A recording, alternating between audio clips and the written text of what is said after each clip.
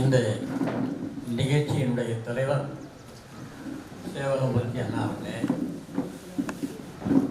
இந்த நிகழ்ச்சியை பெரிய அளவில் நமக்கெல்லாம் அழைத்து நம்முடைய சொக்கலிங்கம் அண்ணா அவர்களே எந்த அளவுக்கு அவர்களால் முடியுதுன்னு என்னால் தெரியல. எப்படி இவ்வளவு பேரை சேர்க்க முடியுது, எவ்வளவு பேருக்கு தொண்டாற்ற முடியுது அப்படிங்கிறது நான் சிந்திச்சு பார்த்தேன். முடியல நம்மளால். ஆனால் இந்த இளம் வயசுல இவ்வளோ வேகமாக செயல்படுறாங்க. அதனால் ரொம்ப அதுக்கு காரணம் மன உறுதி. ஒன்றை சாதிக்க வேண்டும் என்கிற அந்த உறுதி அவருக்கு இருக்கிறதுனால தான் இதை சாதிச்சிருக்கார். சாதிச்சுக்கிட்டே இருக்கிறார். எல்லாரும் இது சாதிக்க முடியுமான்னா சங்கடம் தான். ஆனால் அந்த உறுதியான நிலைப்பாட்டிலே இருக்கிறார். சாமி சொன்ன கருத்துக்களை உள்வாங்கிக்கிட்டு இதுக்காக நாம் என்ன செய்ய முடியும், இதை வச்சு என்ன வகையில் இவர்களை பயன்படுத்தி இந்த மக்களை நல்வழிப்படுத்த முடியும் அப்படிங்கிற அசைக்க முடியாத நம்பிக்கை தான் அவரை உழவ வைத்து கொண்டிருக்கிறது. அந்த நம்பிக்கையின் அடிப்படையிலே அவர்கள் செயல்பட்டு கொண்டிருக்கிறார்கள். அந்த நம்பிக்கையை நிறைவேற்றக்கூடிய வகையிலே நாமெல்லாம் அவருக்கு உற்றுதுணையாக இருக்க வேண்டும் என்று உங்களை எல்லாம் கேட்டுக்கொள்கிறேன். எனக்கு முன்னாலே சேவகமூர்த்தி அண்ணா அவர்கள் ரொம்ப அரிய கருத்துக்களை அவர் யூடியூப்பில் பார்த்தீங்கன்னாக்கா போடுற வார்த்தைகள், அந்த சொல்கிற அவர் குரல் வளம் இன்னும் அருமையாக இருக்குது. அதில் பார்த்தீங்கன்னா எல்லாத்தையும் முழுமையாக கேட்டு பயன்படுற அளவுக்கு இருக்குது. அந்த மாதிரி இப்போதைக்கு யாரும் சொல்கிறதில்ல. அதே மாதிரி இவர் போலீஸ் வேலை பார்த்தாரா இல்லை சித்தகாதை படித்தாரான்னு தெரியல. போலீஸ் வேலையை முடிச்சுட்டு வந்த பிறகு அவரே போலீஸ் இவர் முடிச்சுட்டு வந்தேங்கிறாரு. அப்புறம் பார்த்தா நாங்கள் நீண்ட நாளாக படித்து வச்ச கருத்தை ஒரே கொஞ்ச நேரத்தில் முடிச்சிடுறாரு. அது எங்களால் புரியல. அந்த அளவுக்கு 21 அத்தியாயத்தையும் சொல்கிறார். ரொம்ப ஆற்றல் பெற்ற ஒரு மனிதராக நம்ம முன்னால் நிற்கிறாங்க. அதே மாதிரி நமக்கு பின்னால் பேச வேண்டிய சண்முக பாண்டியன்னா, ராமபாண்டியன்னா, அதான் இவர் ரொம்ப அதான் இவர் இன்னும் சென்னையில் பார்த்தீங்கன்னாக்கா தாவாண்ணா அவருடைய பிரசங்கம், அந்த பிரச்சனைகள் அதெல்லாம் பார்த்தீங்கன்னா பெரிய அளவில் வளர்ந்துட்டு இருக்கு. ஆகவே இந்த மேடையில் இருக்கிற அத்தனை பேரும், அங்கே வீட்டு இருக்கிற அத்தனை பேரும் ஒரு குறிக்கோளை நோக்கி பயணித்து கொண்டிருக்கிறோம். அந்த குறிக்கோளிலே இடர்படுகிற நிலைகளை தவிர்த்து நீங்கள் அந்த குறிக்கோளோடு செயல்பட வேண்டும் என்பதை எடுத்து சொல்வதற்காகத்தான் இத்தனை பேர் கூடியிருக்கிறார்கள், இத்தனை பேர் சொல்கிறார்கள். ஆகவே நாம் அடைய வேண்டிய இலக்கு எது என்கிற அந்த இலக்கை நோக்கி பயணித்தால் மட்டுமே இந்த மனித குலத்தில் நாம் பிறந்ததற்கான ஒரு வாய்ப்பை பயன்படுத்தி கொண்டவர்களாகும். அதை தவற விட்டுட்டோம்னா மீண்டும் செத்து செத்து பொழைச்சிக்கிட்டு இருக்க வேண்டியதுதான். ஏன்னா இந்த மனித பிறவி என்பதே ஏதோ இப்படி வாழ்ந்தார், அப்படி வாழ்ந்தார், இத்தனை பங்களா கட்டியிருந்தார், அத்தனை கார் வச்சிருந்தார், இப்படி ஹோஹோன்னு வாழ்ந்தார், இவர் கைத்தட்ட ஆள் 1000 கோடி பேர் இருக்காங்க, எந்த கைத்தட்டலும் கூட வராது. இறக்கிற போது எதுவுமே கூட வராது. உனக்கு உள்ள இருக்கிற அந்த ஜீவன் அது உன்னோடு இருந்தால் மட்டுமே எல்லா நிலையும் நீ அடைய முடியும். ஏன்னா அதுக்கான பிறப்பு தான் இந்த பிறப்பு. இந்த மனுஷ பிறவிங்கிறத மற்ற உயிர்களுக்கெல்லாம் இது கிடைக்கல. ஞானம் என்கிற ஒரு வார்த்தை யாருக்கு இருக்குன்னா இந்த மனுஷ பிறவிக்கு மட்டும்தான் இருக்கு. அதனால தான் அப்பை மூதாட்டி சொன்னா அரிது அரிது மானிடராய் பிறத்தல் அரிது. இந்த அரிய பிறப்பு நமக்கு கிடைச்சிருக்கு.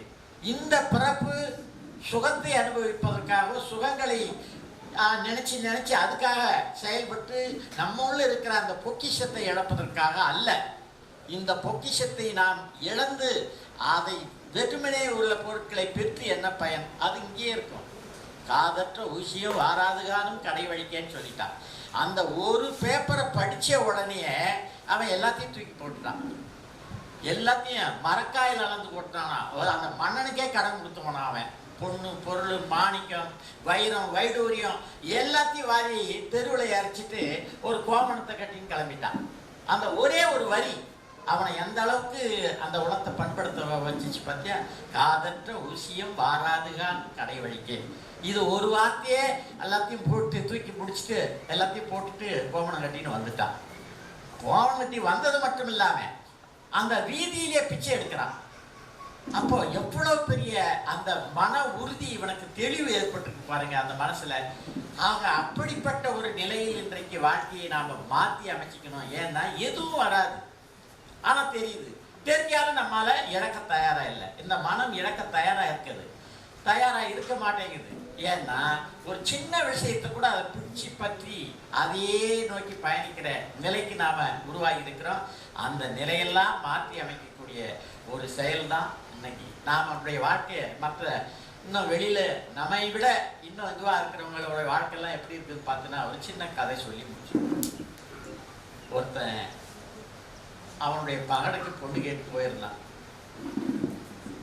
பொண்ணு கேட்டு போயிருந்தான், பல இடங்கள்ல தேடினா பொண்ணு கிடைக்கல. ஒரு கிராமத்துல போனா ஒரு பொண்ணை பார்த்தா, அந்த பொண்ணை பார்த்த உடனே இது நம்ம மகனுக்கு கட்டினா சரியா இருக்குன்னு நினைச்சான். போய் அவன் அப்பா இடத்துல கேட்டான், ஐயா உங்கள் மகளை எங்கள் மகனுக்கு கட்டி கொடுக்கணும், கல்யாணம் பண்ணி வைக்கணும், அதுக்கான நிலையை நீங்கள் ஒத்துக்கிட்டா நான் செய்கிறேன் அப்படின்னா. அவர் பொண்ணுக்கு அப்பா பார்த்தாரு, சரி ஒரு சம்மந்தம் வருது, நாம் இதை பயன்படுத்திக்கலன்னு சொல்லிட்டு அவர் நானும் தரேன் அப்படின்னாரு. தரேன்னு சொல்லிட்டு ரெண்டு பேரும் ஒருத்தருக்கு ஒருத்தர் பேசிக்கிட்டு இருக்கும்போது, ஐயா உங்கள் மகனுக்கு ஏதாவது கெட்ட வழக்கெல்லாம் இருக்கா அப்படின்னு பெண்ணுக்கு அப்பா கேட்டார். இவன் சொன்னால் அப்படிலாம் எதுவும் இல்லை. பிள்ளைக்கு அப்பா சொன்னார், அப்படிலாம் எதுவும் இல்லைங்க, நல்ல பையன் அப்படின்னாரு. ஐயா ஏதாவது இருந்தால் இப்பயே சொல்லிவிடுங்க, ஒருத்தருக்கு ஒருத்தர் கலந்து பேசும்போது அவனுக்கு என்ன கெட்ட குணங்கள் இருக்குதுன்னா அதுக்கேற்ற மாதிரி எங்கள் பொண்ணை நான் வாழ வைக்கிறது அவளை பயன்படுத்த சொல்லிடுவேன் அப்படின்னாரான். ஒன்றும் இல்லைங்க, என்னைக்காவது ஒரு நாளைக்கு வெத்தலை பாக்கு போடுவான் அப்படின்னாரு பிள்ளைக்கு அப்பா.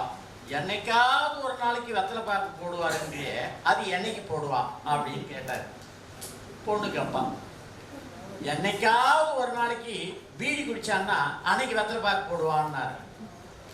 அது என்னது என்னைக்காவது ஒரு நாளைக்கு பீடி குடிப்பான்றியே, அது என்னைக்கு பீடி குடிப்பான்னு கேட்டார். என்னைக்காவது ஒரு நாளைக்கு தண்ணி அடிச்சா அன்னைக்கு பீடி குடிப்பான் வெத்தலை பாக்கு போடுவான்னாரு அவர். நீ என்னைக்காவது ஒரு நாளைக்கு தண்ணி அடிப்பான்னு சொல்றியே, அது என்னைக்கு தண்ணி அடிப்பான்னு கேட்டார். இவன் பொண்ணை வாழ வைக்கணுமே, அதுக்காக எத்தனை கேள்வியும் கேட்கிறாரு அவரு. என்னைக்காவது ஒரு நாளைக்கு கையில அதிகமான பணம் இருந்துச்சுன்னா அன்னைக்கு தண்ணி அடிப்பான், பீடி குடிப்பான், வெத்தலை பாக்கு போடுவான்னாரு. அது என்னைக்காவது கையில பணம் வரும்னு சொல்றியே, அது என்னைக்கு கையில பணம் வரும்னு கேட்டாங்க. என்னைக்காவது ஒரு நாளைக்கு திருடிட்டான்னா அன்னைக்கு கையில பணம் இருக்கும், தண்ணி அடிப்பான், பீடி குடிப்பான், வெத்தலை பாக்கு போடுவான், இத்தனையும் செய்வான் அப்படின்னாரு. அது என்னது என்னைக்காவது ஒரு நாளைக்கு திருடுவான்றியே, அது என்னைக்கு திருடுவான்னு கேட்டாங்க. என்னைக்காவது ஒரு நாளைக்கு ஜெயில இருந்து வெளியே வந்தானா இத்தனையும் செய்வான். அப்ப சொன்னா, அடா பாவி, உனக்காடா என் பொண்ணை கொடுக்க சொல்ற, காலம் பூரா ஜெயில இருப்பான்னு சொல்ற, அவனுக்கு என் பொண்ணை கொடுத்து நான் எப்படா நல்ல பையன் வாழ வைக்கிறது? உடா சாமிங்களா. அப்படி இந்த உலகத்தின் நிலைமை, இந்த உலகத்தின் நிலைமை என்னன்னா, ஒன்றை மறைக்க ஒன்று, ஒன்றை மறைக்க ஒன்று, ஒன்றை மறைக்க ஒன்று, பொய் சொல்லி நாம் வாழ்கிற வாழ்க்கையை மறைச்சி எல்லாத்தையும் தவிர்த்துருங்க. உண்மை நிலை, உண்மை செயல், உண்மையா வாழ்ந்துட்டு போகலாம். அப்படி உண்மையா வாழறதுக்கான பிறப்பு தான் இந்த பிறப்பு, வேற ஒன்றும் இல்லை. பொய் சொல்லி வாழ வேண்டிய அவசியம் இல்லை. இந்த உண்மையான வாழ்க்கையை வாழ்வதற்கான ஒரு பிறப்பு தான் இந்த மனித பிறப்பு. இந்த பிறவியை நாம் பயன்படுத்தி கொள்ளணும். பயன்படுத்தலைன்னா மீண்டும் மீண்டும் பிறந்து செலுத்திட்டு இருக்கணும். அது நாயா பிறக்குமா பேயா பிறக்குமா, சாமி அதை தான் சொல்லிட்டாரு. நீ அந்த பிறப்புல என்ன பிறந்த, இந்த பிறப்புல என்ன பிறந்த அதை பேசிட்டு இருக்காதுரா, அது உனக்கு தெரியாத விஷயத்தை ஏன் பேசுற அப்படின்ட்டார். அது என்ன, நாம என்ன பிறந்தோம்னு நமக்கு என்ன தெரிய போகுது? அதனால இப்ப இருக்கிறது நாம உயிரோடு இருக்கிறோம்.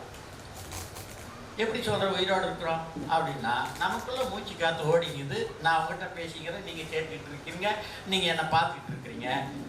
உங்ககிட்ட மூச்சு இல்லைன்னா நீங்க பார்க்கவும் மாட்டீங்க, கேட்கவும் மாட்டீங்க. இதுதான். அப்ப அந்த மூச்சு தான் பிரதானமா இருந்து நம்மளை இயக்கி கொண்டிருக்கிறது.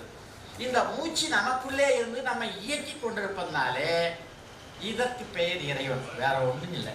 நீங்க புரிஞ்சிக்க வேண்டிய ஒரு செயல் என்னன்னா, நம்மை ஆண்டு கொண்டிருப்பதுனாலே அதற்கு பெயர் ஆண்டவன். நம்ம அதுதான் ஆண்டுகிட்டு இருக்கு. அது இல்லைன்னா ஒண்ணுமே இல்லை. நாம மூளை இருக்கு, வேலை செய்யற, கண் இருக்கு, பார்க்கல, காது இருக்குது, கேட்கல, வாய் இருக்குது, பேசல, கால் இருக்குது, நடக்கல. எப்போ மூச்சு நம்மளை விட்டு போன உடனே பொத்துன்னு விழுந்து கிடக்கிறோம். எட்டி உதச்சா உதைச்சா ஒரு தூரம் போகிறோம். இதெல்லாம் நடக்குது. அது எப்போ நடக்குதுன்னு சொன்னா, இந்த மூச்சு என்கிற ஒன்று நமக்குள்ளே இருக்கும்போது இது எல்லாம் நாம பார்க்குறோம், கேட்குறோம், எல்லாத்தையும் பண்றோம். ஆனால் அது மூச்சுங்கிற ஒரு பொருள் இல்லைன்னா எல்லாமே செயலிழந்து போகுது. அப்ப எல்லாமே செயலிழந்து போற ஒரு முக்கியமான பொருள் எதுன்னு சொன்னா நமக்குள்ள இருக்கிற மூச்சு காற்று. அந்த மூச்சு காற்று தான், அந்த உயிர் தான் இறைவன். அதனால்தான் சாமி ரொம்ப சித்த வேதத்துல ரொம்ப அழகா சொல்லுவோம். கடவுள் எங்க இருக்கிறான்னு அவரை கேள்வி கேட்டு, கடவுள்னா என்ன அப்படின்னு கேட்கிறாரு. கடவுள் போய் கும்பிடுறோம், ஆனா கடவுள்னு என்னன்னே தெரியாத எது கும்பிட்டுக்கிட்டு இருக்கிறோம் அப்படின்ற போது, சார் கடவுள் என்ன? கடம் பிளஸ் உள். கடம் என்றால் சிரசு, தலை, உள் என்றால் உள்ளே. இந்த சிரசுக்குள்ளே ஒரு பொருள் இருக்கிறது, அந்த பொருளுக்கு பெயர் தான் கடவுள். அப்ப இந்த சிரசுக்குள்ளே இருக்கிற அந்த பொருள் உயிராக இருக்கிறது. அந்த உயிரை நாம் பேணி பாதுகாத்தால் நாம் உயிரோடு இருப்போம். அந்த உயிரை நாசப்படுத்தினால் செத்துப்போம். இவ்வளவுதான். அப்போ முக்கியமான பொருள் எதுன்னா உயிர் தான். நீ சேர்த்த சொத்து, நீ சேர்த்த தங்கம், நீ சேர்த்த வெள்ளி ஒன்றும் கூட வராது. இது ஒண்ணுதான் கூட வரும். அப்ப இதை நமக்குள்ள நிலைநிறுத்திட்டா மரணம் இல்லை, நமக்குள்ள வெளியேற்றிட்டா செத்து போயிட்டார், முடிச்சு போச்சு. இவ்வளவு பெரிய முக்கியமான ஒரு பொருள் நமக்குள்ள இருக்குது. இந்த பொருளை நீங்கள் நமக்குள்ளே நிலைநிறுத்தக்கூடிய செயலை செய்வதுதான் சித்த வித்தை.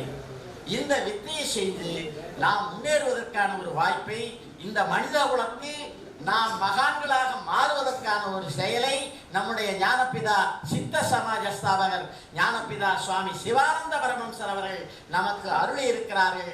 இதை கை கொண்டு நாம் வெற்றி பெறுவோம். நம்மை இந்த மனித குலத்தினுடைய மாண்புக்குரியவர்களாக நம்மை நாமே மாற்றிக்கொள்வோம் என்று சொல்லி வாய்ப்பளித்தமைக்கு நன்றி கூறி முடித்துக் கொள்வேன். ஆத்ம நமஸ்காரம்.